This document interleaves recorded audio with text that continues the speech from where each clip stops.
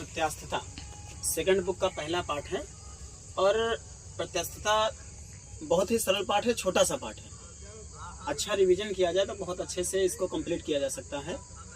हम आपको पहले से पता है यदि कोई वस्तु है उस पर बल लगाते हैं तो उसके आकार में परिवर्तन होता है। यदि वस्तु पर बल लगा रहे हैं और वस्तु के आकार में परिवर्तन हो रहा है तो फिर ऐसे बल को बाह्य विरूपक बल कहते हैं। और जैसे ही वस्तु पर से उस बल को हटाते हैं तो वस्तु पुरानी अवस्था में आने का अपना प्रयास करती है। वस्तु पुरानी अवस्था में आने का प्रयास करती है। इस बल को वस्तु के अंतर्गत जो अणु हैं उनके कारण बल लगता है, तो इसको प्रत्यानयन बल कहते हैं। और जो ये गुण है, यानी किसी वस्तु पर बाह्य विरूपक बल लगाया जाए और बाह्य विरूपक बल लगाने के बाद उसको हटा दिया जाए, बाह्य विरूपक बल हटा दिया जाए तो वस्तु अपने आकार में जो परिवर्तन हुआ है पुनः अपनी पुरानी अवस्था में आने लगे, प्रयास करे पुनः या आने का प्रयास करे। इस गुण को ही प्रत्यास्थता कहते हैं। अर्थात प्रत्यास्थता वह गुण है जिसके कारण वस्तु अपने पर लगाए गए बाह्य विरूपक बल का विरोध करती है। प्रत्यास्थता के आधार पर वस्तुओं का विभाजन किया गया है। 3 प्रकार की वस्तुएं हैं। पहली वस्तु पूर्ण प्रत्यास्थ वस्तु, ऐसी वस्तुएं जिन पर बाह्य विरूपक बल लगाया जाए, वस्तु के आकार में परिवर्तन हो और जैसे ही बाह्य विरूपक बल हटा लिया जाए तो वस्तु पूर्ण रूप से अपनी पुरानी अवस्था में आ जाए, तो ऐसी वस्तुओं को पूर्ण प्रत्यास्थ वस्तु कहते हैं। अब वास्तव में कोई भी वस्तु पूर्ण प्रत्यास्थ नहीं है, मगर क्वार्टज और फास्फर ब्रांज, इन 2 चीजों को पूर्ण प्रत्यास्थ माना गया है।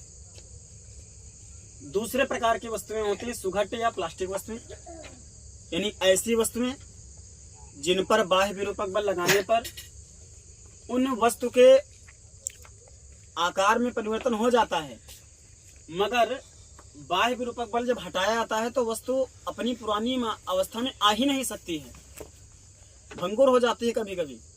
तो ऐसी वस्तुओं को सुघट्य या प्लास्टिक वस्तु कहते हैं। ऐसी वस्तुओं में मोम है, गीली मिट्टी है, आदि वस्तुओं को शामिल किया जा सकता है। दृढ़ वस्तु तीसरा प्रकार है। तो ऐसी वस्तुएं जिन पर बाह्य विरूपक बल लगाने पर वस्तु के आकार में ही कोई परिवर्तन ना हो, तो ऐसी वस्तुओं को दृढ़ वस्तु माना जा सकता है, कहा जाता है। पूर्णतः दृढ़ वस्तु कोई नहीं है, मगर हीरा को पूर्णतः दृढ़ माना गया है। मानव के सापेक्ष बात करें तो दीवार को, मकान को भी दृढ़ वस्तु मान सकते हैं। इसके बाद होता है कि प्रतिबल किसे कहते हैं। तो जैसे मान लीजिए कोई वस्तु है, उसके प्रति एकांक क्षेत्रफल पर जो बल लगाएंगे उसी को प्रतिबल कहेंगे। प्रतिबल को प्रति एकांक क्षेत्रफल पर लगने वाला बल कहते हैं। तो F/A होगा। F माने बल, A माने क्षेत्रफल पर, तो प्रति एकांक क्षेत्रफल पर लगने वाले बल को प्रतिबल कहते हैं। इससे मात्रक की बात करें तो F का मात्रक न्यूटन और A का मात्रक मीटर स्क्वायर, तो न्यूटन प्रति मीटर स्क्वायर। और बीमा की बात करें तो इसका होगा MLT-2, ये आपका न्यूटन की बीमा है, और L स्क्वायर ये मीटर स्क्वायर की बीमा है। इस प्रकार से बीमा आएगी ML-1 T-2, क्योंकि यहाँ एक L कट जाएगा, एक जगह ऊपर माइनस होगा। इस प्रकार के कभी कभी इसका मात्रक लिखने को आए तो M माने किलोग्राम प्रति मीटर सेकेंड स्क्वायर, ये भी मात्रक कह सकते हैं। अब प्रतिबल 3 प्रकार का होता है।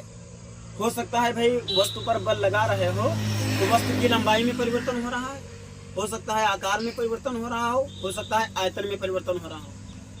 तो यदि वस्तु पर बाह्य विरूपक बल लगाने पर वस्तु के लंबाई में परिवर्तन हो रहा है तो फिर प्रति एकांक क्षेत्रफल पर कार्य करने वाले प्रत्यानयन बल को अनुदैर्ध्य प्रतिबल कहेंगे। और यदि मान लीजिए बाह्य विरूपक जो प्रतिबल है, अनुदैर्ध्य प्रतिबल लगाया गया और उस प्रत्यानयन बल के कारण वस्तु की लंबाई बढ़ जा रही है, तो अनुदैर्ध्य प्रतिबल का जो ये भाग होगा इसे तनन प्रतिबल कहेंगे। और हो सकता है लंबाई घट जाए बाह्य प्रत्यानयन बल लगाने पर, तो ऐसे बल को संपीड़न कहेंगे। जैसे उदाहरण के लिए हम लोग स्प्रिंग को समझ सकते हैं। स्प्रिंग पर यदि बल लगाया जाए, खींचा जाए तो स्प्रिंग बढ़ जाएगी, यानी तनन प्रतिबल है। और स्प्रिंग को दबा दिया जाए तो स्प्रिंग की लंबाई कम हो जाएगी, यानी संपीड़न प्रतिबल। फिर आयतन प्रतिबल, मान लीजिए वस्तु पर बल लगाया जा रहा है और वस्तु के आयतन में कमी हो रही है, आयतन बदल रहा है, तो फिर प्रति एकांक क्षेत्रफल पर कार्य करने वाला बल यहाँ पर आयतन प्रतिबल कहलाएगा। और इसी प्रकार से स्पर्श रेखीय प्रतिबल या अपरूपण प्रतिबल, यदि मान लीजिए वस्तु के आकार में कोई परिवर्तन नहीं होता है, आयतन में कोई परिवर्तन नहीं होता है, मगर एंगल चेंज हो जा रहे हैं, यानी वस्तु का एक सिरा स्थिर रखा जाए, दूसरे सिरे को स्पर्श रेखीय दिशा में बल लगा दिया जाए, तो वस्तु कुछ गांव भाषा में कहते हैं भसड़ जाएगी, उसके एंगल कुछ चेंज हो जाएंगे। तो ऐसे में वस्तु पर लगने वाले प्रति एकांक क्षेत्रफल को स्पर्श रेखीय प्रतिबल कहते हैं।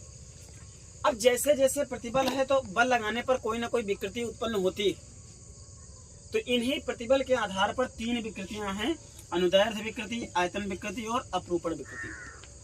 यदि वस्तु की लंबाई में परिवर्तन हो रहा है तो अनुदैर्ध्य विकृति है, यदि आयतन में परिवर्तन हो रहा है तो आयतन विकृति है, और यदि कोण में परिवर्तन हो रहा है, एंगल में परिवर्तन हो रहा है, आयतन नहीं बदल रहा है, तो अपरूपण विकृति है।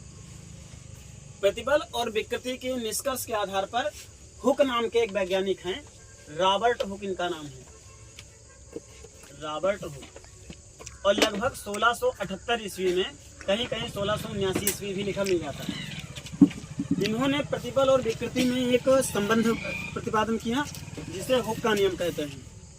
इन्होंने बताया कि प्रत्यास्थता की सीमा में लघु विकृतियों के लिए किसी वस्तु पर लगाया गया प्रतिबल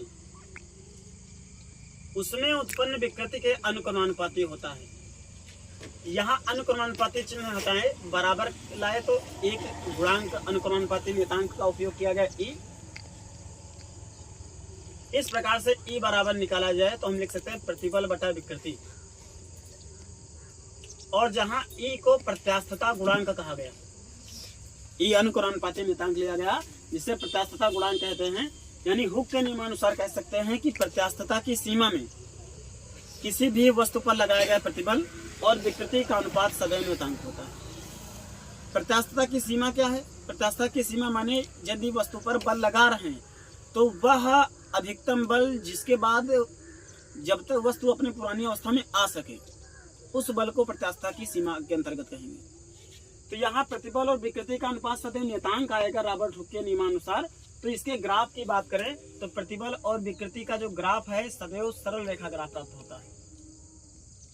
इधर हम लोग विकृति को ले सकते हैं x अक्ष पर और प्रतिबल को y अक्ष पर ले सकते हैं, ये भी ध्यान रखना चाहिए। अब चूंकि प्रतिबल और विकृति का अनुपात प्रत्यास्थता गुणांक है तो प्रतिबल और विकृति 3 है अपने पास, 3 प्रतिबल 3 विकृति।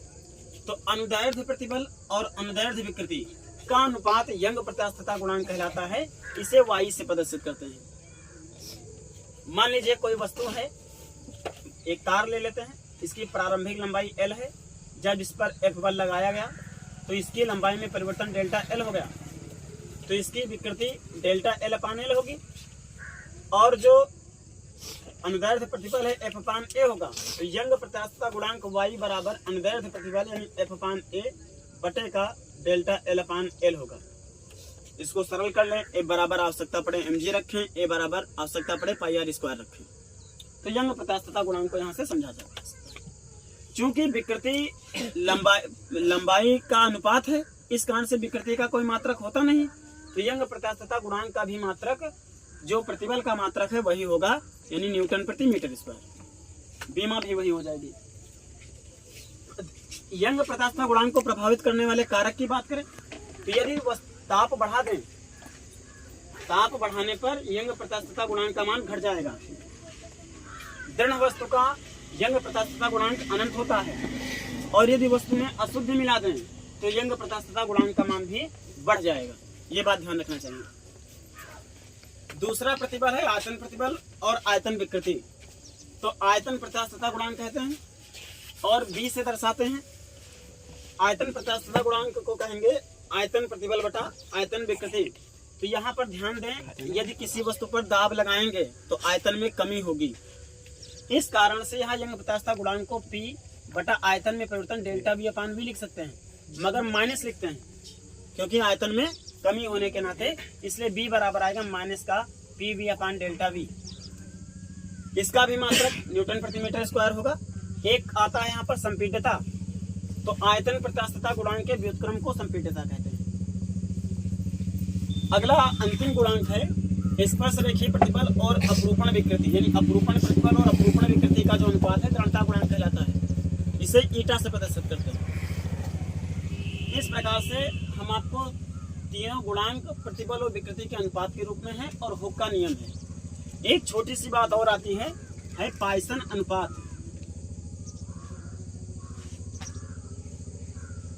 या पवासो अनुपात कहीं कहीं आपको मिल जाएगा। जैसे मान लीजिए कोई तार है, उस पर बल लगाया गया तो उसकी लंबाई में परिवर्तन हुआ। तो जैसे मान लीजिए ये तार है,